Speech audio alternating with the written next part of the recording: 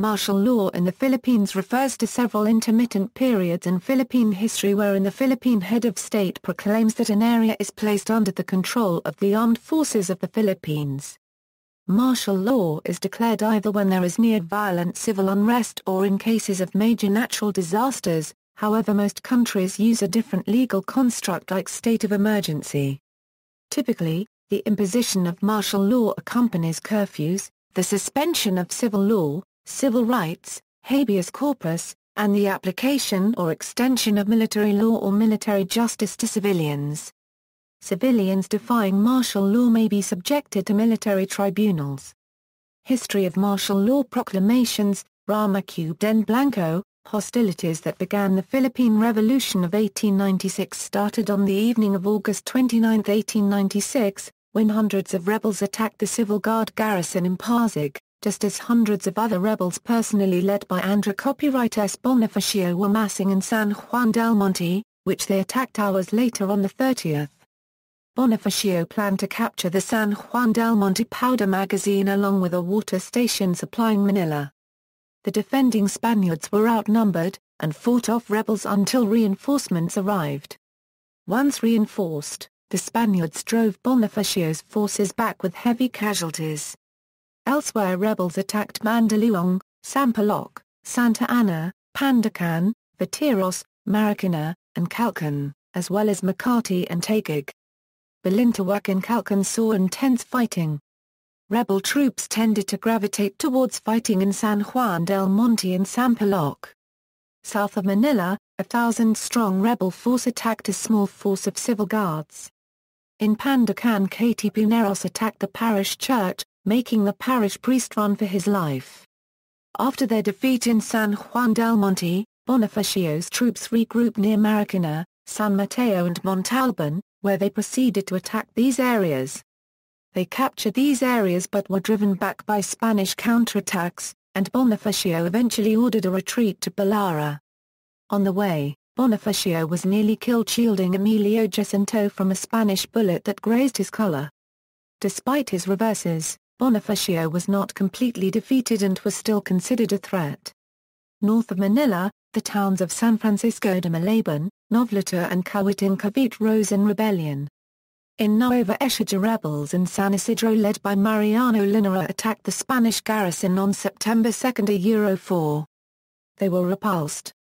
By August 30, the revolt had spread to 8 provinces, prompting the Spanish Governor-General Rama Cubed en Blanco, 1st Marquis of P+or-A Plata, to declare a state of war in these provinces and place them under martial law. These provinces were Manila, Bulacan, Cavite, Pampanga, Tarlac, Laguna, Batangas, and Nueva Ecija. These would later be represented in the 8 rays of the sun in the Philippine flag. Despite such declaration, which provided a 48-hour period in giving amnesty to rebels except their leaders, Blanco adopted a cool, conciliatory stance, seeking to improve Spain's unregistered trademark's image in the face of world opinion. Emilio Aguinaldo, after the outbreak of Spanish-American War, Emilio Aguinaldo, who succeeded Bonifacio as the paramount leader of the revolution, returned to the Philippines from his exile in Hong Kong on May 19, 1898, with 13 of his staff. He was encouraged to return by the Americans, who saw in him as an opportunity in their war against Spain. After 5 days, on May 23, Aguinaldo issued a proclamation in which he assumed command of all Philippine military forces and established a dictatorial government with himself as dictator. On June 12, at Aguinaldo's ancestral home in Cavite, Philippine independence was proclaimed and the Act of Declaration of Philippine Independence was read. The act had been prepared and written in Spanish by Ambrosio Ranzés Bautista, who also read its proclamation. On June 18, Aguinaldo issued a decree formally establishing his dictatorial government. On June 23 another decree signed by Aguinaldo was issued, replacing the dictatorial government with a revolutionary government, with himself as president. José Copyright Laurel, President José Copyright P. Laurel of the wartime Second Philippine Republic placed the Philippines under martial law in 1944 through Proclamation No. 29, dated September 21. martial law came into effect on September 22, 1944. Proclamation No. 30 was issued the next day, declaring the existence of a state of war between the Philippines and the U.S. and Great Britain. This took effect on September 23, 1944. Ferdinand Marcos. In a privileged speech before Senate, Benigno Aquino, Jr. warned the public of the possible establishment of a garrison state by President Ferdinand Marcos. President Marcos imposed martial law on the nation from 1972 to 1981 to suppress increasing civil strife and the threat of a communist takeover following a series of bombings in Manila. On August 21, 1971, while the opposition was having their meeting d'avance in Plaza Miranda, 2 fragmentation grenades exploded. It took 9 lives and left more than 100 people seriously wounded. Some Liberal Party candidates were seriously injured, including Jovito Salonga, who nearly died and was visually impaired. Suspicion of responsibility for the blast initially fell upon Marcos, whom the Liberals blamed for the bombing. However, in later years, prominent personalities associated with the event have laid the blame on the Communist Party of the Philippines under Jose Copyright Mara Sison. In his autobiography, Salonga states his belief that Sison and the CPP were responsible. A month of a terrorist bombing of public facilities in Manila and Quezon City culminated on September 22 with a staged assassination attempt on Defense Secretary Juan Ponce Enrile. Claiming chaos and lawlessness was near, Marcos declared martial law, thereby suspending the 1935 Constitution, dissolving Congress, and assuming absolute power. 6 hours after the Enrile assassination attempt, Marcos responded with the imposition of martial law. Proclamation 1081, which imposed martial law, was dated September 21, 1972, but it was actually signed on September 17. The formal announcement of the proclamation was made only at 7:30 in the evening of September 23, about 22 hours after he had commanded his military collaborators to start arresting his political opponents and close down all media and retail establishments. The proclamation read in part, Ferdinand Marcos, September 21, 1972, the declaration of martial law was initially well received by some segments of the people but became unpopular as excesses and human rights abuses by the military emerged. Torture was used in extracting information from their enemies. U.S. Vice President George H. W. Bush during Ferdinand Marcos' inauguration, July 1981, martial law was lifted by President Marcos on January 17, 1981.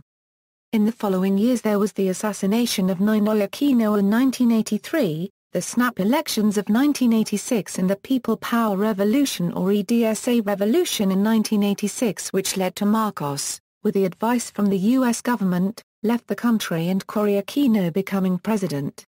Gloria Macapagal Arroyo. President Gloria Macapagal Arroyo was planning to impose martial law to put an end to military coup plots, general civilian dissatisfaction, and criticism of the legitimacy of her presidency due to dubious election results. Instead, a state of national emergency was imposed to crush a coup plot and to tackle protesters, which lasted from February 24, 2006 until March 3 of the same year. In the wake of the Maguindanao massacre, Macapagal Arroyo placed Maguindanao province under a state of martial law on December 4, 2009, through Proclamation No. 1959. The declaration also suspended the writ of habeas corpus in the province. The announcement was made days after hundreds of government troops were sent to the province, which would later raid armories of the powerful Ampatuan clan. The Ampatuan family was implicated in the massacre, which saw the murder of 57 persons, including women members of the rival Menudo Dachu clan, human rights lawyers, and 31 media workers. This was considered the worst incident of political violence in the nation's history. It has also been condemned worldwide as the worst loss of life of media professionals in one day in the history of journalism. Macapagal Arroyo lifted the state of martial law in Maguindanao in December 12 of the same year. See also, Proclamation 1081, Philippine Martial Law Referendum, 1973, references. Agoncillo, Teodoro C. 1960. History of the Filipino People, Quezon City, Garotech Publishing, ISBN A971-8711-06-6A. Guevara, Sulpico, ed., The Laws of the First Philippine Republic 1898–1899, Ann Arbor, Michigan, University of Michigan Library, retrieved 2008-03-26A. Calor, Maximo Manuyat, The Development of Philippine Politics, Oriental Commercialer, Salazar, Zeus, Agosto 29–30, 1896, Ang Pagsalakaw ni Bonifacio sa Manila, Quezon City, Miranda Bookstoria, Titherington, Richard Hanfield, A History of the Spanish-American War of 1898, D. Appleton and Compania, Zaid, Sonia M., The Philippines, A Unique Nation, All Nations Publishing, ISBN A971-971-642-071-5. External links, Proclamation No. 1081, Proclamation No. 1959.